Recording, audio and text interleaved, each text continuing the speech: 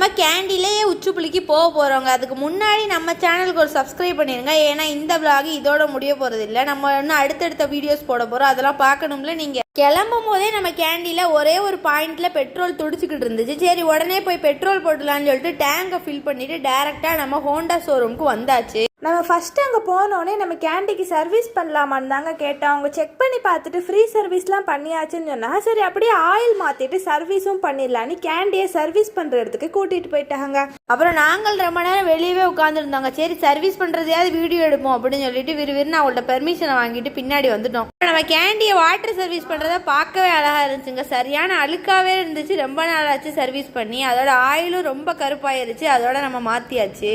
நீங்கள் என்ன ஸ்கூட்டர் வச்சுருக்கேன்னு கமெண்ட்ஸில் சொல்லுங்கள். இல்லை நம்ம கேண்டி மாதிரியான வண்டியை வச்சுருந்தீங்கன்னாலும் கமெண்ட்ஸில் சொல்லுங்கள். நாங்கள் தெரிஞ்சுக்கிறோம். உண்மையிலேயே வந்துட்டு நம்மளுக்கு அழகாக க்ளீன் பண்ணி பக்காவாக வந்து கொடுத்துட்டாங்க. பல பலன்னு இருக்குது இன்னும். ஆனால் வந்துட்டு